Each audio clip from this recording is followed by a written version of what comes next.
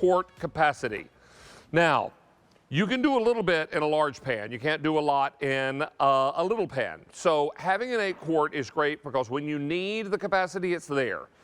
When you don't need it, you can still use it for the smaller cooking jobs.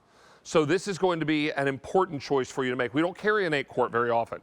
Not only is this going to pressure cook, meaning it cooks under pressure, cooking faster and more flavorfully, is that a word?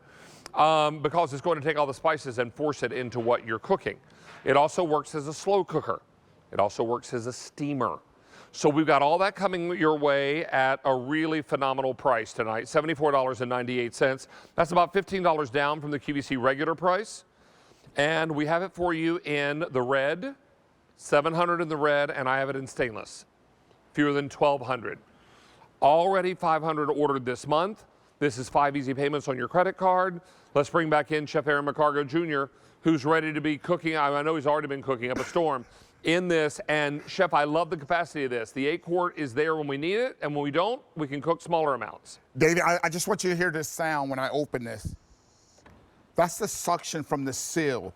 That lets you know how tight this is, and whether you're 2, 4, or 8, or 10 people you're filling, you're going to really appreciate the spaces. I love this so much that I literally use this like it's like it is an essential part of my kitchen because of the space, because I only need about a cup of liquid to really pressure cook some of the toughest meats out there.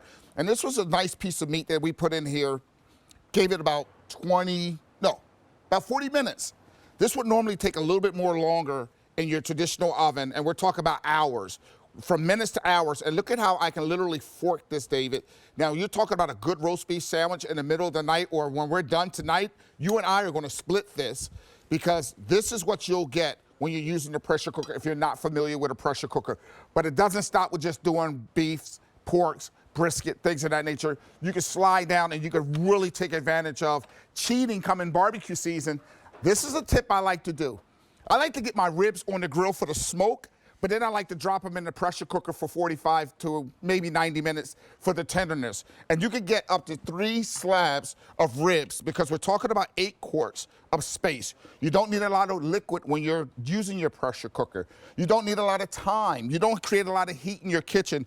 And the colors are amazing. I got the red sitting on my counter against my backsplash, and it really sticks out. But this is what's sticking out to me right now, David. Do you have any bread or some rolls that you and I could split and make a rib sandwich out of right now? Uh-huh. Because I just saved the time, and I got me some good liquid in here so we can really go ahead and save this and add that beef to this juice and keep it going and make us a nice carnita make a little barbecue later. Beef sandwich. Ooh, yes. Yes, please. Oh, my word. Well, you know what? It's still cold outside. We did chicken and dumplings in ours. Okay. Because remember, you can use this as a slow cooker as well. So we get in here and get some of that beautiful chicken and vegetables and creamy broth and dumplings. These are drop dumplings. Ooh, there's some dumpling. Ooh, you got it. Ooh, baby. Talk to me about the dumplings. And then some scallions on top, some nice color, some crusty bread, and you're off to the races. I would stick a biscuit in that too. Yes, I would. All right, now, you can also use this if you wanted to steam bake. Now, let's take a look here at what we've done. We've made beautiful bread puddings, individual ramekin bread puddings.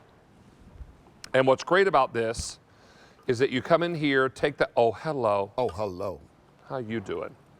Let's see if I can do that. Oh, okay. Ooh, come on now. There it is. Individual ramekin of bread pudding, and then we're going to hit it with some caramel. Yes, we are. All right. Make it rain. Oh, gosh. Ooh, that's just a little cup of some warm goodness right there. Hello. Good morning. I'd like a cup of coffee or a cold glass of milk, please. Thank you.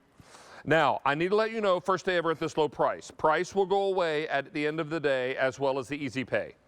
So don't miss out on this. I have this in the red, 700 left. I have it in stainless, fewer than 1,200, and lots of you are going to love how easy this is to use. Chef, let's go through that control panel because it's simple, and it's easy to program. Absolutely. Oh, hey, David, I'm going to give you this mac and cheese because I just scooped it out for you. Oh, lucky. Because you deserve to have this for some of that bread pudding. But when we were talking about the control panel, we'll come back to the mac and cheese. But I want to show you this because the ease of this is why you want it. So you have your lid.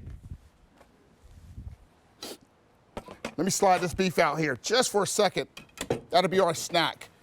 So when you have this, the lid really just goes on just as simple as this. And then you got this unlock and lock. A lot of those old pressure cookers you had to really play around with. This lock, it means it's locked. This is not going to open on you. Then you have this pressure system right here. Lock this for pressure. That's going to really help that meat break down or whatever you're trying to break down and cook it in less amount of time. But this is the exciting part. You have your panel button here. So now when we go here, we could just select whether we want to slow cook, whether we want to brown, like I browned that beef before we actually pressure cooked it. You could skip over and go to the warm. So if you're cooking something, you can let that sit and stay there for up to 8 hours. Or you can go into this mode right here, which is one of my favorites, the steam. So if you want to steam some veggies or you want to get some boiled eggs in 6 minutes, you can do that. So once you hit whichever one of these settings you choose, you just go ahead and push start, and you're off to the races. The time is set. You don't have to adjust it. If after you release the steam, you need a little bit more time, you could just go ahead and start this and just pick your time, go up or go down in time, and then just adjust it. But these are pretty much set for those tough cuts of meat, those steaming processes of steaming of your eggs or your veggies. And David, I'm gonna slide back down here to the macaroni and cheese because this is amazing that you can build your macaroni and cheese in this pressure cooker with about 4 cups of liquid. So you got your 2 cups of your liquid water, you got your heavy cream. Drop your pound of noodles. Don't have to par cook them. Lock the lid on it, set it. You got mac and cheese coming out of this bad boy with your roast beef. We got Sunday dinner on a Wednesday night. Oh, lucky, and all that food is over with you. Yeah. Enjoy it. It looks fantastic, and you're right. You put in raw macaroni noodles, Yes. and you're going to come out about 6 minutes later with some beautiful mac and cheese, and every noodle is infused with all the spices and the cheese and the yumminess. Hey, Chef Aaron McCargo Jr., now we're going to send you home for a good night's rest, okay? Have a good day and have a blessed night. I appreciate you, brother. Thanks, pal. We appreciate you, too. Take good care.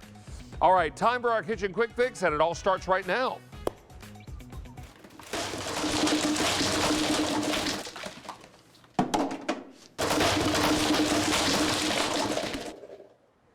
So our foodie friends, Nanette and Karen, would love more items geared toward cooking for just 1 or 2 people.